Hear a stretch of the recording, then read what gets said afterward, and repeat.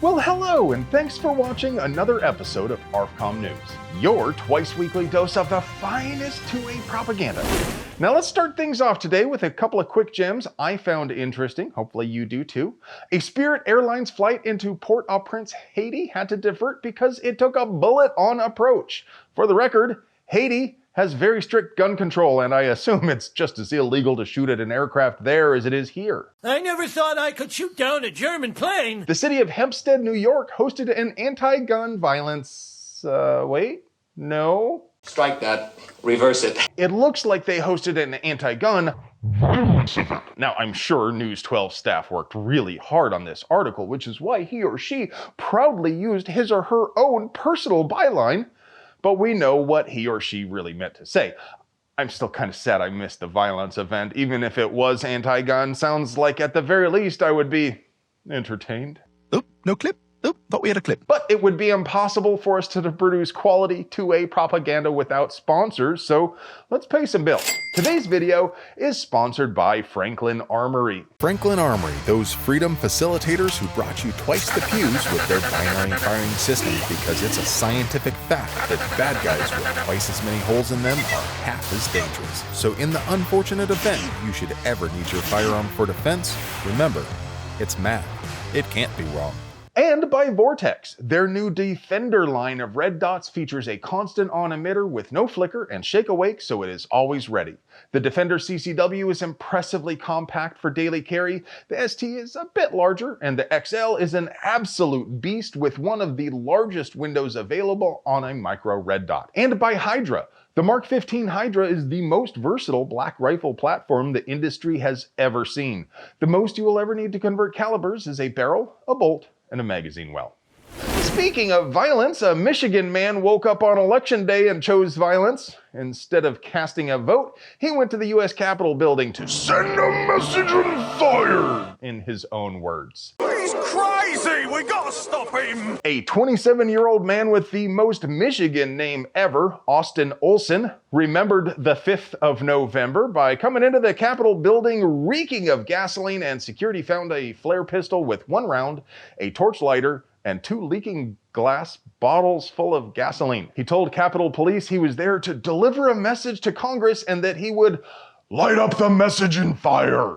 Apparently, he handed over some kind of manifesto in a sealed red envelope, which was mostly about his opinion about the war in the Middle East. They didn't say what war or what his opinion was, but I got some guesses. I was also kind of wondering whether he was planning to do a human Zippo impression on purpose, but I'm pretty confident that whether he wanted to or not, he would have went up one way or another. Capitol Police said the bottles leaked so much in his backpack they had to close down that entrance for an hour and a half.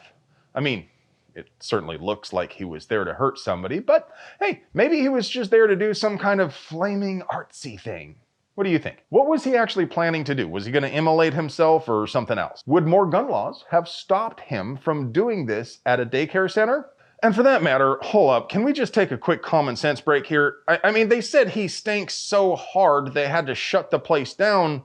So why did they even have to x-ray his coat and bag in the first place to find it? Whatever. Crazy, dangerous people can do crazy, dangerous things with or without guns, and we should focus on crazy, dangerous people control by locking up people who do crazy, dangerous things or torture, instead of denying normal people legal access to the tools they need to defend themselves.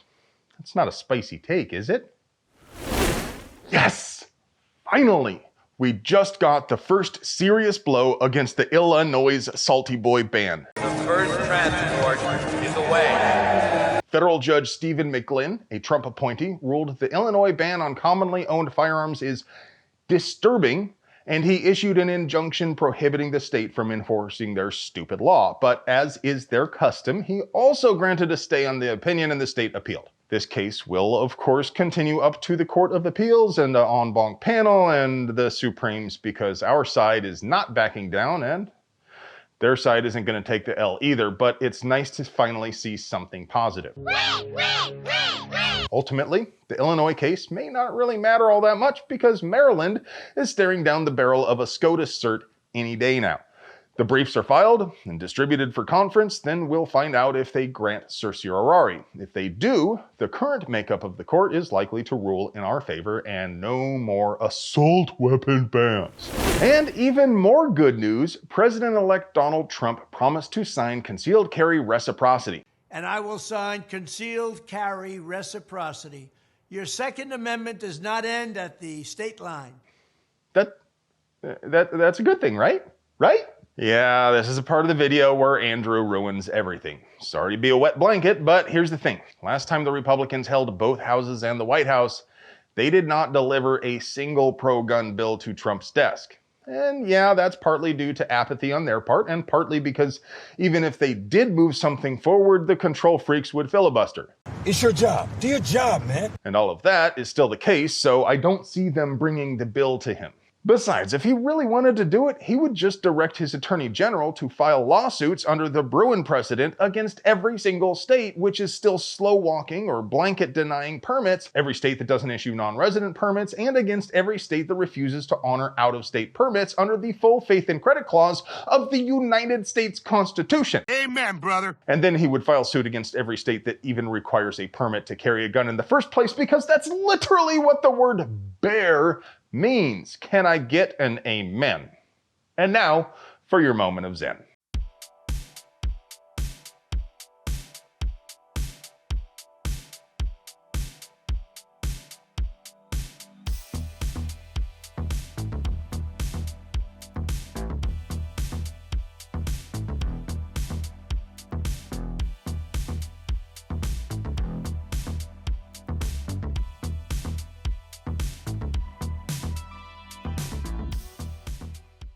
Hey friend, do you like pews and pew-related things?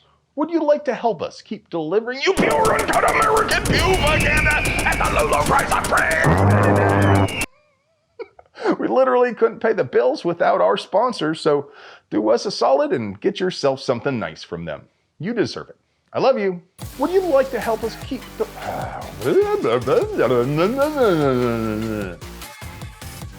Would you like